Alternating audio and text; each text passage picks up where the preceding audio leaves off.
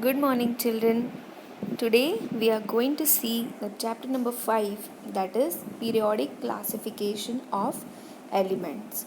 Okay, so before I have told you an activity to do, that was enlisting the elements right from 1 to 10, and you have to learn those atomic numbers and the elements, so that it will help you to understand this lesson very efficiently and you can solve the problems related to this lesson.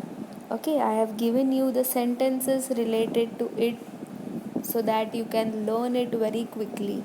Yes, so let us learn what are the periodic classification of elements. So, the what is classification of elements and why this classification of elements was the need to do? The arrangement of elements into different groups on the basis of similarities in their properties is called classification of elements. See, all the elements were discovered and there were many elements discovered at a time. So it was very confusing which element is needed to be used and what it should be named. So to make it easier, the classification system was done as we have in the animal kingdom and the plant kingdom. We have studied earlier, correct? So those so the same criteria are applicable to the classification of elements also. Okay, that is arrangement of elements into different groups, and it is done on the basis of similarities in their properties. So if the elements are acidic in nature, those elements are put in the acidic groups. Which are basic in nature, they are put in the basic group. Those are neutral, put in the neutral group. Okay, this is just an example. Okay, so classification is done on the similarities in their properties. Okay, so which were the attempts done, and how many elements were known? The 114 different elements were known.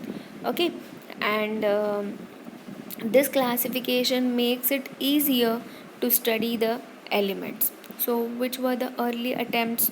That is, the earliest attempt to classify elements was grouping the known elements into two groups called metals and non-metals. Okay, there were only two groups, the metals and the non-metals. The defect in this classification was that it had no place for metalloids, which were discovered later. That is, metalloids means the elements which were having both metals and non-metals properties, those are known as metalloids. So after a few years this group was discovered. See, according to Mendeleev's, yes, the Mendeleev's discovered this type of classification. So Mendeleev's periodic law states that the properties of elements are periodic functions of their atomic masses. Okay, if I write in the beginning, the periodic law or the periodic table was arranged according to the atomic mass.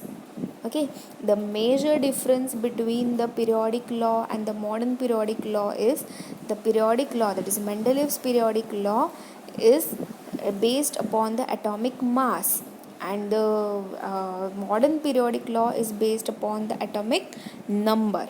Okay, why it was vanished, we will see it later, but you can see over here the metals and the non-metals are divided into the groups, and see how the hydrogen, then there's no helium, after hydrogen there's lithium, then beryllium, boron, carbon. Okay, these were all arranged as per their atomic masses. Okay, you know the atomic mass is the weight of the atom. So hydrogen was 1.01, then lithium is 6.94, beryllium is 9.01, and according to the atomic masses they were arranged. Okay, so how to learn this law? See, the I'm see where I'm breaking the law. Okay, the properties of elements. Okay, the properties of elements are periodic functions. Periodic means what? After each time or after a certain interval, same thing is going to happen. Okay, that is known as periodic. The same properties is going to repeat after certain interval, so that is known as periodic, and that's why this word is there in the law. Okay, the properties of elements are periodic functions of their atomic masses. Okay, they underline the word that is atomic masses. This is the most important distinguishing word in the both laws, that is the modern periodic law and the Mendeleev's periodic law. Okay, so because both the laws are same, only in place of atomic mass you have to put atomic number, then it becomes modern periodic law. Okay, see, you have the modern periodic law. Modern periodic law states that the properties of elements are periodic functions of their atomic numbers. Yes, the arrangement of the elements are done according to the atomic number. Atomic number means the number of protons and the number of neutrons. Yes, so that is atomic number. The atomic number is the number of electrons in their outermost shells. Yes, so that is the hydrogen, it is having 1, then helium is having 2, lithium 3, beryllium 4, then boron 5, carbon 6, nitrogen 7, oxygen 8, then there is a ferrous 9. Okay, 10 is neon. Okay, and so on. 11 sodium, 12 magnesium, 13 aluminium, 14 silicon, 15 phosphorus, 16 sulfur, 17 chlorine, 18 argon, 19 potassium, and 20 calcium. Okay, till 20 you have to learn these elements because it is necessary for the atomic number. Okay, because on the basis of atomic number you are going to have many numericals over it. Okay, so the what is the main difference between the Mendeleev's periodic law and modern periodic law? That is, in the Mendeleev's periodic law, it is the periodic function of atomic mass, and in the modern periodic law it is the periodic function of their atomic numbers. Okay, so the two laws till now we have covered, that is the Mendeleev's periodic law and the modern periodic law. Okay, see, one more law has come over here, that is the Dobereiner's triad. Okay, the Dobereiner was a scientist who classified elements in the increasing order of their atomic masses into groups of 3 elements called triads. What he did, he grouped elements into 3, that is called triad. Okay, in each triad, the atomic mass of the middle element was approximately equal to the average atomic mass of the other two elements. Means what? See, take an example of first triad, that is lithium, sodium, and potassium. Okay, what did they do? That is the mass of middle element, that is 23. Keep it aside. Take other 2 elements, that is lithium and potassium. Okay, what we are going to do? Add those 39 plus 6.9 and divided by 2. You get the answer 22.95, that is approximately 23. So that is the triad, or the triad is completed, and the Dobereiner's rule which he found out, it was in each triad the atomic mass of middle element was approximately equal to the average atomic mass of the 2 other elements. Average means what? You have to add those 2 numbers and divide by 2.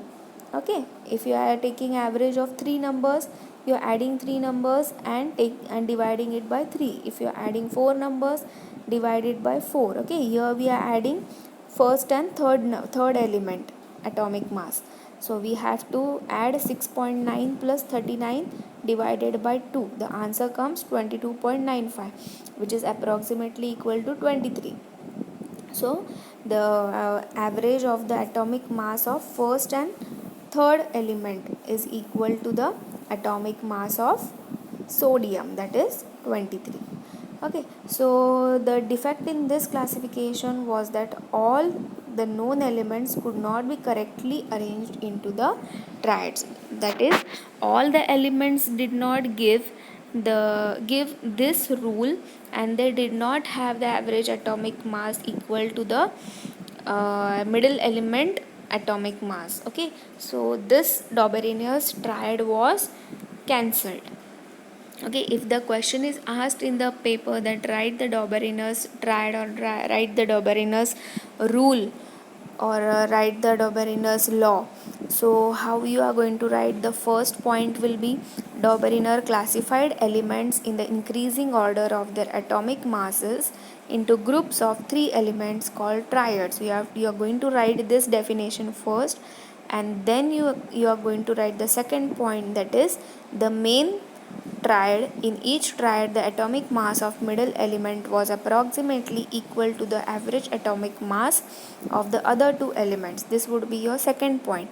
And third point would be your example. You can write any one example from this table. Okay, you got it?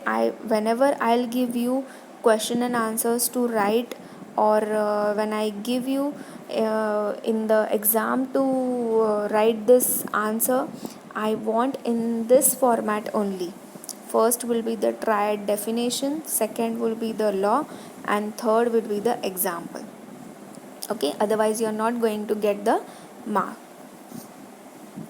So next we are going to study, that is the Newland's octaves law, in our next video. Okay, thank you children.